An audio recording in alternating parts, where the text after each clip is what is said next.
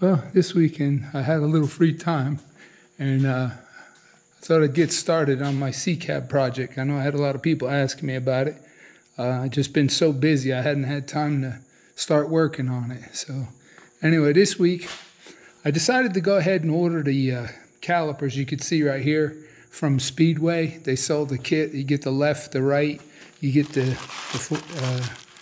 4 pins, and you get the brake pads. It was something like $130 and no core charge on them.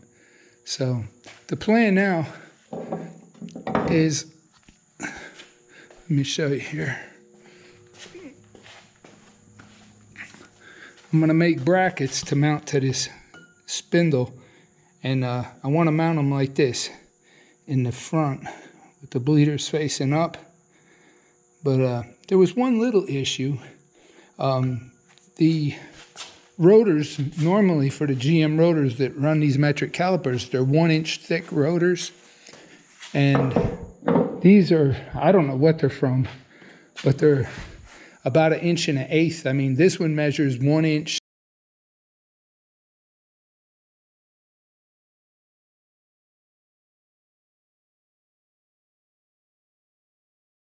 So the other one's a little bit smaller, but what I was concerned about, let me see if I can put this in here, I'll show you.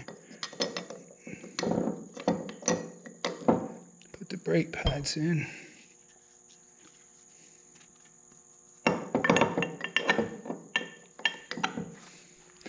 I got the other one over here on a brake lathe.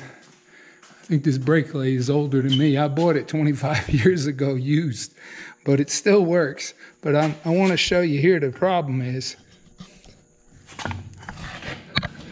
All right, you can see here the caliper fits on this one. All right, and I told you this one's probably about 30 thousandths skinnier than the other rotor. So what I'm planning on doing now, just to get a little bit more play, I'm going to go ahead and clean up this side. And then you can see here how thin this side is compared to this side. I might knock another maybe 40 thousandths off of this side after I clean it up and thin it up a little bit and just give the rotor a little bit more play. That way, I mean, the caliper will have a little bit more play on there. Let me get I got it mounted. I didn't set the cutters yet. So let me set the cutter and I'll set the camera up, and I'll go ahead and cut some off of this.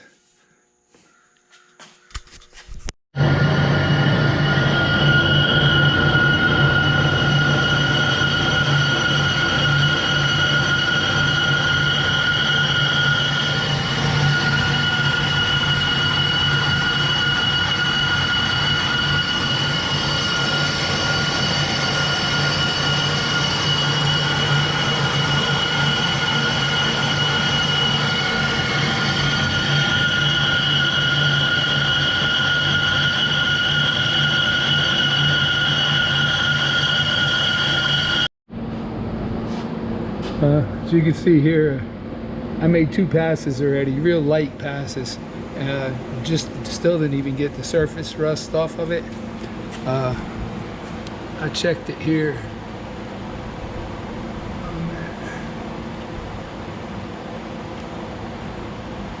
150.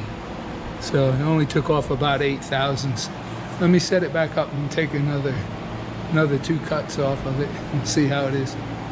Finally got it. It probably took about 10 cuts. I don't know if you can see from up here, but it took about 7 cuts on this side. Got it. It was a lot thicker than this side.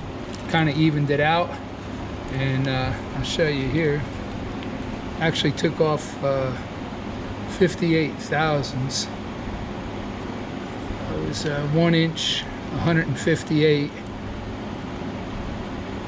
And now we're right there, 1 inch, 100, well, 98 thousandths. So might as well say 1 inch, 100,000, or 1 inch, 100 thousandths. Well, come out pretty nice. You can see the finish on it. Let me go get the caliper and we'll stick it on there with the shoes and see what it looks like. You can see how much play we got in it now. So I think we should be good there. I gotta go ahead and get this off. I need to go ahead and get the other rotor off the other side. I haven't had it off since I bought the axle. So I gotta go ahead and get that off. And like I said, that one was measured 1 inch 178 thousandths. So I got a little bit more to cut off that one. I'm gonna make it the same as this, 1 inch 100 thousandths when I get done with it. Let me see if I can get that one off and get this other one out of the lathe. Well, I went ahead and got the other rotor off. You can see right here. The lathe that I got uses the inner races and these cones on the shaft to line up the rotor. So this cone will fit on that there. And this one here will just come through from the back.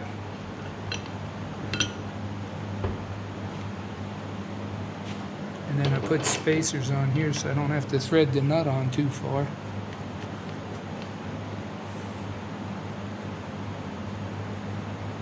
That's all there is to it. Once I get it in the lathe, I'll get it tightened up. Once you adjust the first one, this one should line up. Otherwise, you have to loosen the threads on this side here and move the rotor to line up with the cutters on the lathe. But we should be real close right there. Let me bring it back over there and we'll see if we can start cutting this one. I set it back in there. You can see here how bad this is pitted. And the other side, not much better. I also wanted to show you up here what I was talking about. You can see how much thicker the web is on this side than on this side. It's quite a bit of difference. So this one was, like I said, 20 thousandths thicker than the other rotor. So I got about 78 thousandths I'm going to cut off of here. First thing I'll do again is cut this side, the thin side. I just want to cut it to get the rust off and no extra. And then the rest of it I'll take off of this side to get it down to 1 inch 100 thousandths. Let me get started.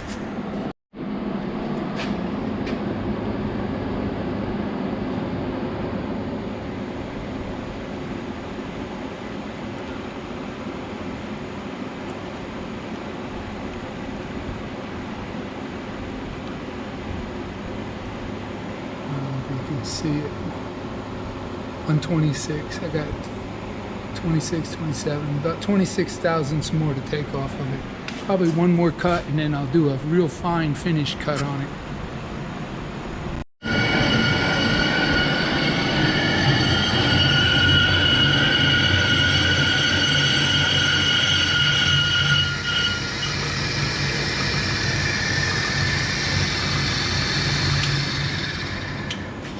Let me grab the caliper and we'll check it real quick, see where we're at. I got this one done. You can see right here, 101.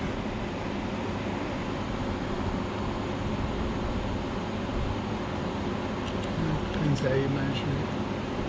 98, 97. About exactly the same as the other one. So, let's see the finish on it. This side. Let me see if I can get it back out. Well, had a good day today. I got the rotors done. I'm going to go ahead and try to make the backing plates next and then clean up the old bearings. Just use them for mock-up while I'm trying to make the brackets. And then once I get the brackets and the calipers mounted, I'm going to go ahead and press out the wheel studs and go replace them while I got it apart. Their threads on there are pretty rusted. Well, hope you enjoyed the video. I'm going to try to keep them short. Once I get the calipers mounted and working where I know it's going to work and I know I can use this axle, I'll I'm going to go ahead and start making the frame. But I don't want to make the frame because I'm not sure how much drop to put in it until I'm sure I'm going to use this axle. So, well, again, I appreciate everybody watching. Don't forget, like, subscribe, and hopefully here things will pick up a little quicker once I start making the frame.